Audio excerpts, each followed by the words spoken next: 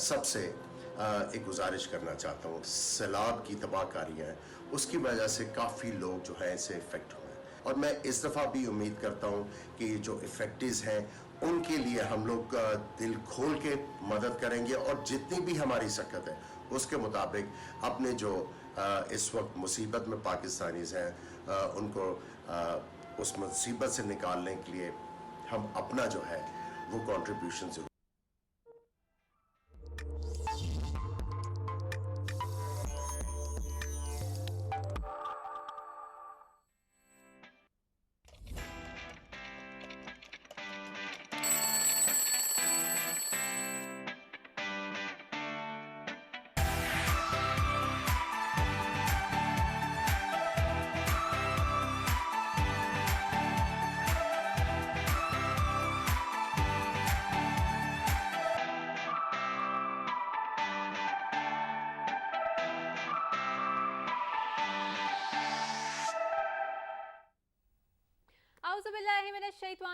Bismillahirrahmanirrahim. Assalamu alaikum and a very warm welcome to World This Morning. I am your host Hajra Satti and joining me is my wonderful co-host Ahmed Nawaz. Assalamu alaikum Ahmed. Walaikum assalam. Good morning. How are you?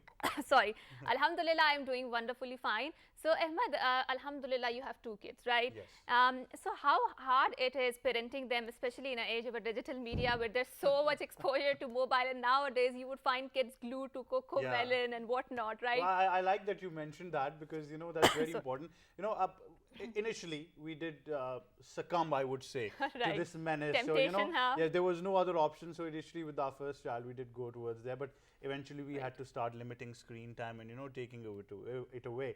And now my youngest son, who's about, you know, more than 7 months now, it's very interesting that I haven't done that up till now.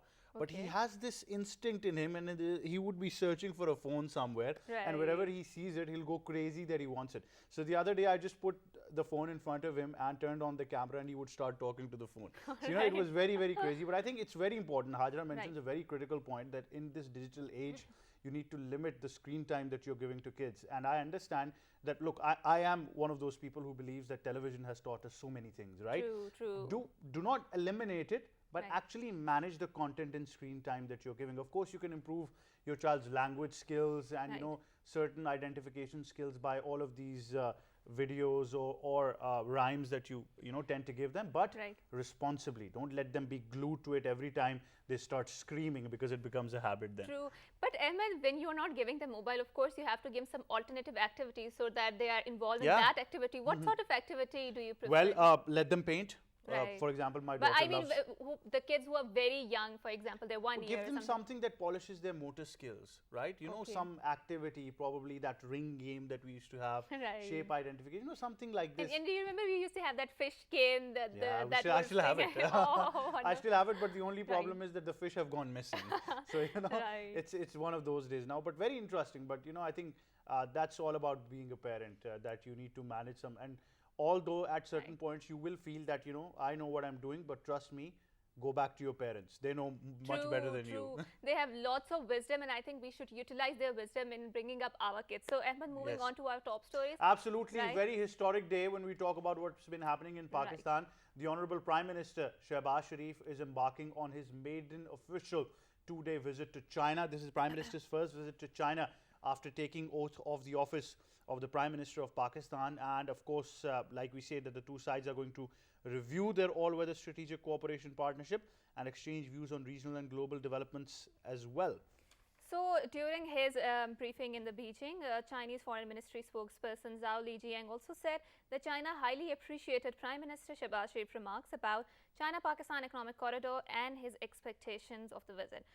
He also mentioned that no matter how international or domestic situation has evolved, China-Pakistan friendship had been carried on from generation to generation, and the two countries have always supported each other on issues concerning respective major interests and have stood together and helped each other in the face of major natural disaster. Absolutely. Federal Minister for Planning and Development, Mr. Ehsan Iqbal, also highlighted the significance of this visit of the Prime Minister, where he said that this will give a new dimension to Pakistan-China bilateral relations and, of course, in the development sector as well. And all of these, I think, projects under the banner of CPEC will also come under discussion, and there's a lot of important aspects of this visit which we will be enlightening you with, and of course increasing our understanding of this visit as well. And for that very reason, we've been joined in studios by a very honorable guest, a seasoned diplomat who happens to be joining us, Ambassador A.M. Shahid. Assalamu alaikum, sir. Good morning. Assalamu alaikum. Good morning. Good morning to viewers and good morning both of you. Thank you. Thank so you very much. much, Ambassador Saab, for joining us on the show. First of all, I think we all need to understand, I think the first aspect is the importance of this visit of the Prime Minister at this very crucial time. I think Ahmed and Hajra has already, you have spoken very well about the significance of this visit. The relationship with China, Pakistan has a strategic partnership relationship which expands over 65 years. And this relationship is multifarious. It's in the political domain, economic domain, cultural domain, and above all, there's a defense relationship. So, when you talk of the China-Pakistan relationship, it transcends in all areas, and it's a unique relationship which has never changed, whatever the governments are in capitals. So, if I speak on the economic side, the China has emerged as one of the largest bilateral trade partners of Pakistan.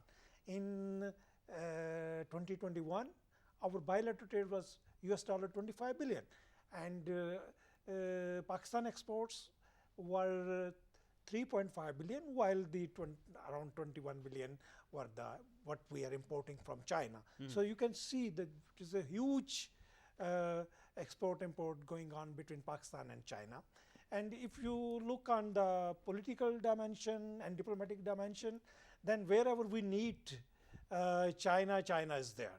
And similarly, from Pakistan is also making efforts and trying hard that we should look after the Chinese sensitivities in international fora, whether it is our position on Taiwan or whether it's China-US relationship. So we have been able to create a balance that Chinese that we have never tried to harm the Chinese interests. Interest as well. Very pertinently Wonderful. put, yes. So, Ambassador Saab, I do believe that you had the opportunity to visit China there and you had the opportunity to live there, right? So, Pakistan and China, I do feel they have a great civilizational status because Chinese are also the predecessors of a very great civilization. And the matter of the fact is the person that who prolificized the Buddhism in China was actually born here in Sawat, and he went through Himalayas, and then we have seen that such sort of jargons have been quoted to define China-Pakistan relationship, like deeper than oceans, higher than Himalayas, sweeter than honey, right? So I wanted you to talk on our great civilizational status and how does it hold in the Chinese memory and in the Pakistani memory too. Yes, despite these two great nations having a different type of political system, it's unique for the world to know why these two countries are so together. So it's a really unique example in the world that, as I earlier said, that whatever the government is in Islamabad or in Beijing, that doesn't matter, because it's a relationship between the two civilizations also, and the peoples to people contacts, despite the barriers of the language, has been and are so close that whenever you meet Chinese, which part of the world, so they have some sort of, if I can put it, it's a strong word, but some sort of love for Pakistanis, and Pakistani do have some sort of love for Chinese. And as Hajra mentioned, the cultural and civilization part. So the culture include everything. It will also include the food. You can imagine our love for the Chinese food. And similarly, if you go in China and visit, and you would be astonished to know there are a number of people who can speak Urdu, and there are marriages. The northern areas people are married to the women in Xinjiang, and the men from the Xinjiang are married to our women in the northern areas. So there are also linkages, and these are historical linkages on the Silk Route, and that is another aspect of our relationship, which keeps us building towards a strategic partnership. Definitely. Sir, Pakistan, of course, geostrategically, we always talk about the importance of Pakistan's location, and then we talk about CPEC and BRI as a whole as well. But so far, economically, if we gauge the relationship between Pakistan and China, you highlighted very important aspects, including defense, economic cooperation, be it the development phase as well. During your time as well in service and up till now, how do you see the economic linkage between Pakistan and China? At this very crucial time when Prime Minister Shehbaz Sharif is visiting China, I think the main thrust of the visit would be economic. Of course, the regional issues, international issues would come under discussion, but the main thrust would be on economics. As we are facing economic difficulties, we have shortage of foreign exchange reserves, and the debt, international debt is increasing, and 25% of that international debt is Chinese debt.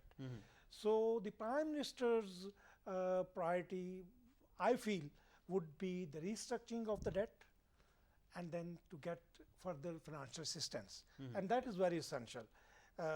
This is if the Prime Minister would be, and I am positive and optimistic that the Prime Minister would be able to secure rescheduling of the Chinese debt, and we are also hopeful that the China would, because especially what we have suffered recently through floods, and we expect some climate justice, and we are also expecting from China that they would assist us financially in many areas, including assistance for the climate change. Climate change as well. Wonderful. Wonderful. So, sir, since you mentioned about the climate justice, and we have seen, Ahmed, that in the past we have been devastated by very sweeping floods, right? So, sir, China has a very advanced early warning system, and they have a very resilient structure, and also their disaster management is something that world can learn from, right? How can we cooperate in this field, and especially considering the fact that Chinese team recently visited Pakistan and they had the broader assessment of the how much damage the flood has done, and they are preparing a report for that matter? I think you have mentioned a very important and pertinent point. The early warning system, that how we can benefit from the Chinese expertise. You have to look back to floods of 2010 and floods of 2022. The huge destruction, the huge displacement of people, and it's the earlier estimates were $30 billion losses, and in this current floods, the killing of about 1,500 people, and the losses, huge losses of the property and cattle and everything.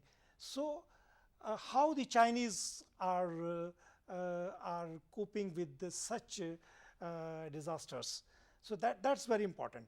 So here comes the early warning system, because the Chinese have developed such a system that they are able to forecast that the floods will be coming, or there would be tsunami. So they can shift their population. They have even tried to build such houses which are flood prone, and all those measures. I think this would be a very, very significant and important for us to learn from the Chinese experiences, and the Chinese are ready to share. there won't be any problem in this area, and it's now up to us whether how can we benefit from the Chinese expertise and technology. But there are many models, as you mentioned, that we can learn from, especially if we talk about the agriculture sector.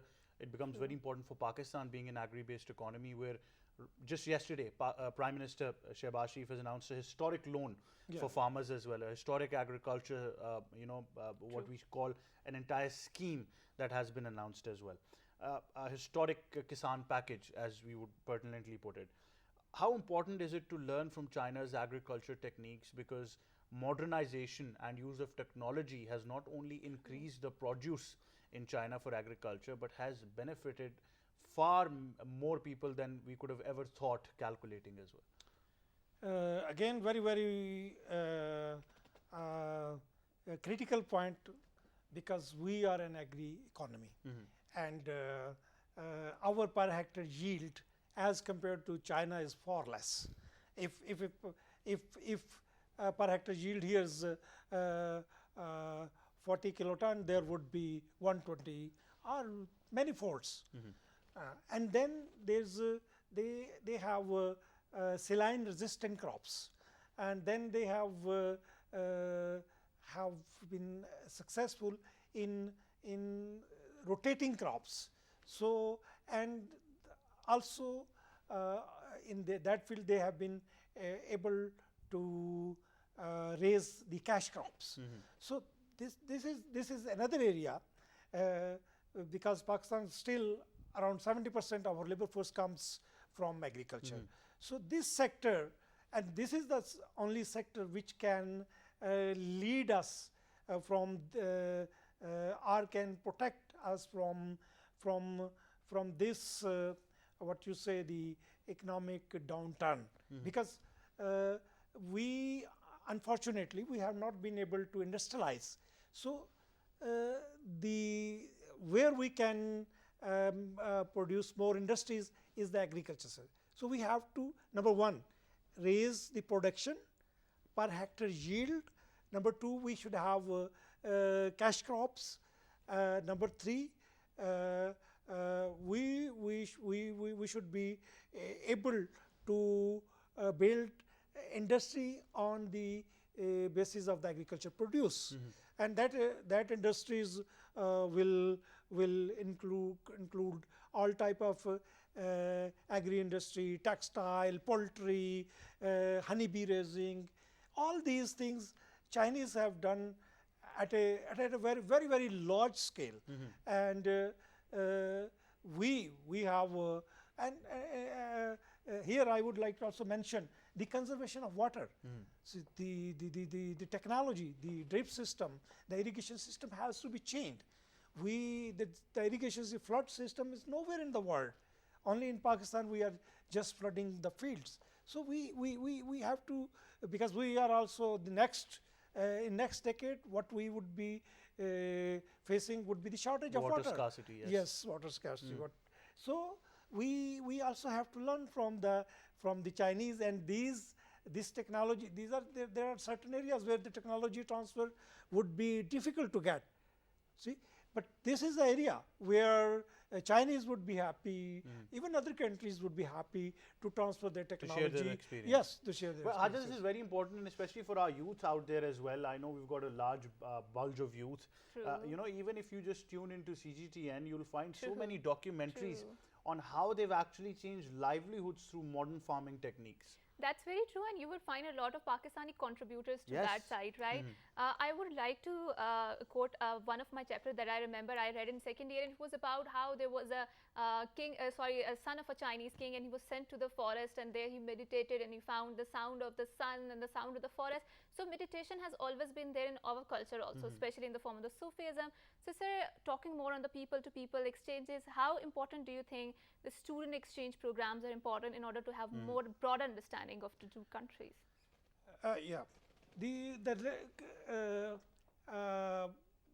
With the Pakistani people, one thing is that we general public keep the relationship on emotions. True. The relationships, True. the relationship, if you have to develop a partnership, a long-term partnership and sustainable partnership, for that you need a very deep relationship. It would be economic relationship, it would be social and cultural relationship, it would be people-to-people contacts. Like I would mention here that in 2019 there were 48,000 Pakistani students studying in different universities of China, ranging from medical degrees to PhDs in various areas and even the Chinese language. And you would be amazed to see that in many of our schools are now teaching Chinese. Yes, sir. So this I think if yes, the China-Pakistan relations is a very strong, is a strategic partnership, but you have to see for the future how to we keep on adding in this relationship. One would be like the Prime Minister's visit to China. If you allow me, I should mention one point here, that this after the 20th Communist Congress Party visit and President Xi Jinping's third tenure. Yes, re-election. Exactly. After re-election for the third tenure, the first leader invited by the Chinese government is Pakistani Prime Minister. This shows that we have a depth of relationship, and this shows the significance. I also you can say it's visual, and it's also you can feel its depth also. But sir, how important, finally, I must ask you, how important is the business exchange? Because Joint Business Council, business corporations on both sides, we've seen not just on the state level from both countries, but on the corporate level as well. We've seen many business companies from China who have been keenly investing in Pakistan. Yes. As I earlier said, that if you want to maintain a relationship on a sustainable basis, so it has to have the economic content. And we fortunately have economic content, but the issue here is that we have to the trade deficit between China and Pakistan at this stage is very huge. It's a 21 billion we are importing and 3.5 billion. Although the second phase of China-Pakistan FTA has given us more tariff lines, but we unfortunately we have not been successful to fully utilize them. So here comes the private sector. The government sector, yes, the Chinese, that is a centralized economy, but we Pakistan are a liberal and a capitalist economy.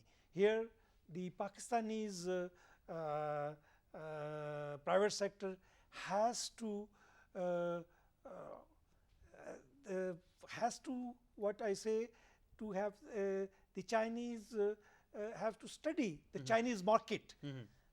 What products the Chinese would be needing for the next 10 years. The demand and supply concept. Yes. They have to study the market, and they have, and then you are producing a product, but there are standards. Absolutely. Every country has standards. We have to meet them. Yes. Very interesting. Yes. As Ambassador Saab mentioned, that it's very important to uphold those standards and also look towards that market. But it's called Ba Tai in Chinese, if I'm not wrong. Yes, so we would like to ask Ambassador Saab before wrapping up, what does Ba Tai mean? Yeah, but this I think you will have to tell me. So Ba Tai means the iron brother, and Pakistan is known as the Ba Tai in China because Pakistan is the iron brother of China, right? So they have their own version of that. So Ahmed, we are really glad that we have such an illuminating conversation around Pakistan and China relationship. Ambassador, thank you very much for being on the show. Thank you, Mike. Thank you for having me, and I also really enjoyed from your company. Absolutely. Great conversation. And as Ambassador Saab has mentioned as well, in conversation with Ambassador Shahid, we need to understand, all the aspects that he's highlighted that become very integral of Prime Minister Shehbaz Sharif's visit to China, maiden visit, and also coming at a very important juncture, not just in Pakistan's time, and also we see in the Chinese time as well. As he mentioned, the re-election of President Xi Jinping for his third tenure, successful third tenure. So it becomes very, very important and historic note. On that note, would you like to take a break? Yes, we would like a break, and plus, please don't go anywhere because we have a very interesting topic. Yes, stay tuned to World This Morning.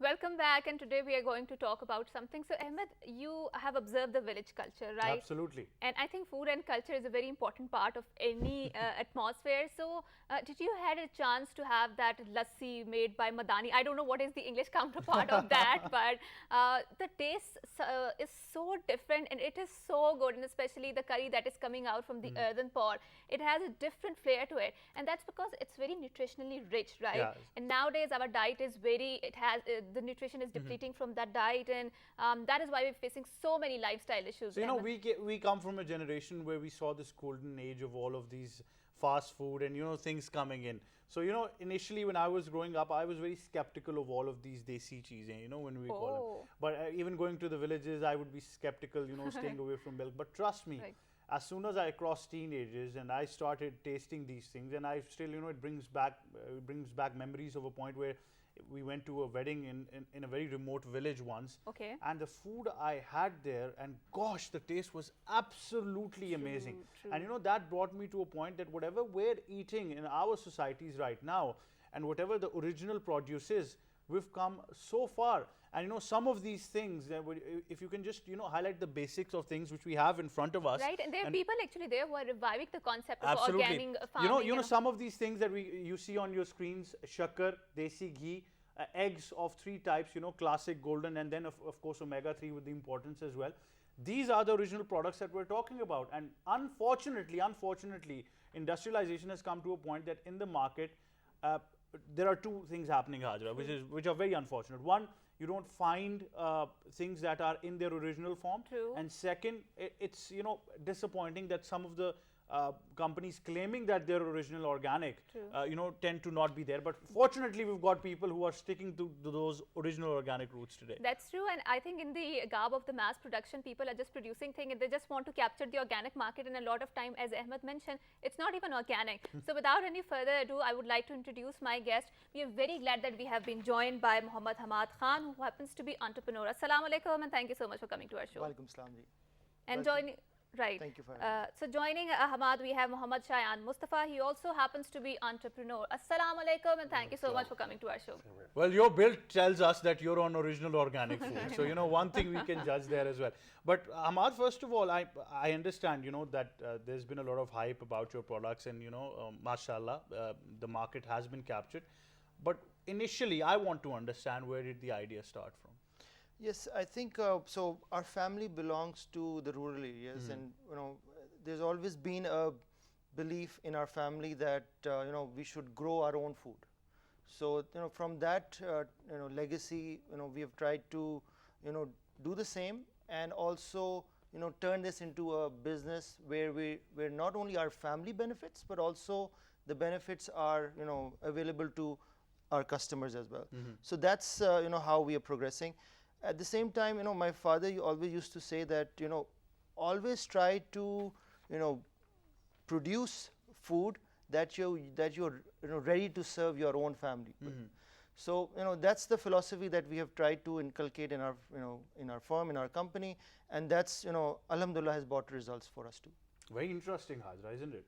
True, that's very true. And Shayan, I would like to ask you, can you tell us some of the benefits of these eggs? Because I do feel that they are desi eggs, right? Which are not exactly in a massive supply in the market nowadays, right?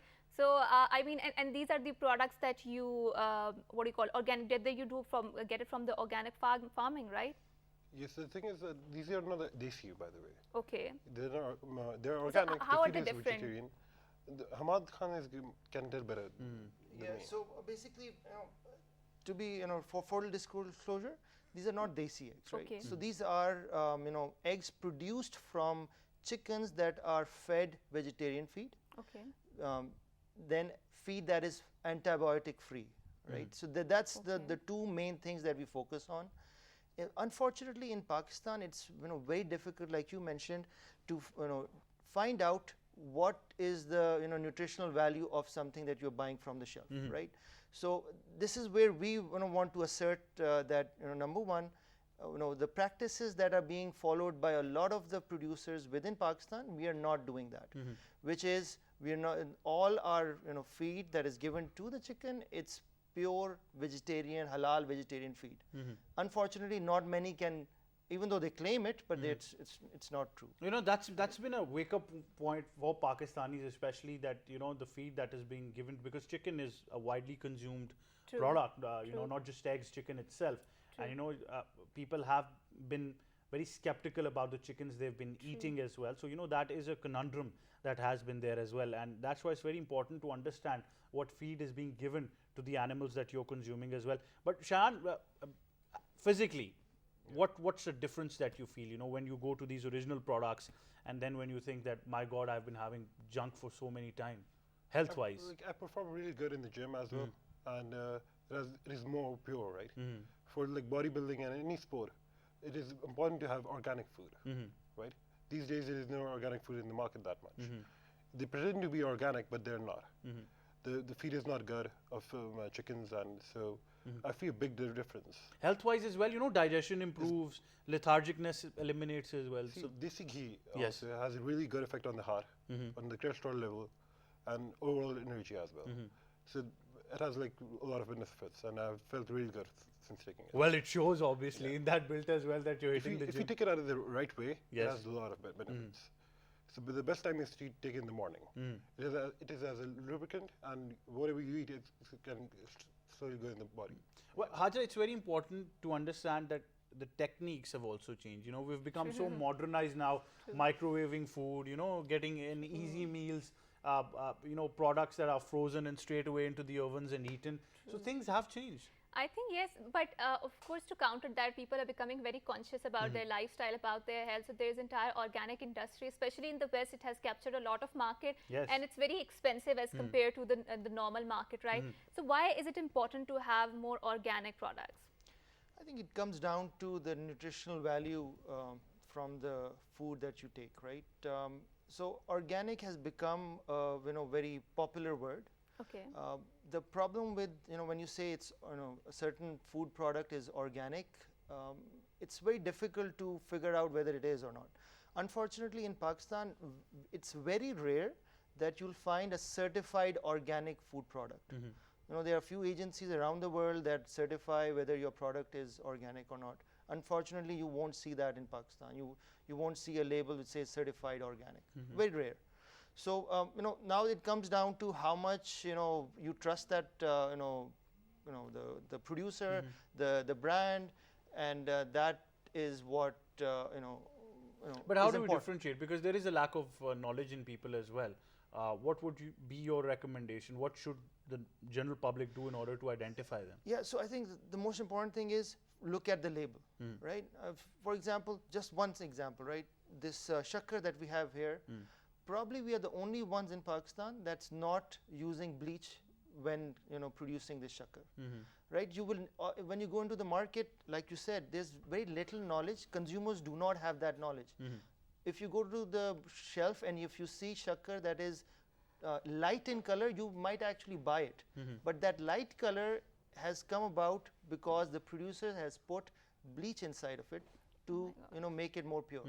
But that bleach itself is very, very dangerous because it's cancerous and a lot of bad things come out. I love shakkar, by the way. I know you love eggs, but I love shakkar, and I think Right. it's very important that instead of just going around and picking them up from supermarkets, you need to have a. But Chuck 24, that represents, I think, your village, and that's where it's come from. Absolutely. Yes. Do you want to add something to it? Because you're the one who decide the name. It's my village name. Right. Our village is in Sargodha. Mm-hmm. So if you start that, see the oils that are used in commonly used in Pakistan are pretend to be healthy, right? They're marketed as to be healthy, but they're not. They cause inflammation, heart disease. So desi ghee has been used by our generations for ancestral generations for a long time. So it has to be proven really good. But it's not just these. You guys have the best oranges in the world as well. Yeah. So that region is really, really blessed that we see. So But foodie spirit is yes. overtaking Ahmed. Our ghee is certified by Kashi Lab. It is recognized all over the world, by the way. Okay, wonderful. Are you a fan of desi ghee? Yeah, a lot, a lot. I am a big paratha person. So, Ahmed, I wanted to ask you, sorry, Hamad, that what sort of a problem or challenges do you face in distribution of these products? I think the single biggest challenge that we face is consumer education, right? Consumers are not aware of what they're having, and this is where we try to communicate to the public, what makes our products different and why they should go for our products compared to the other.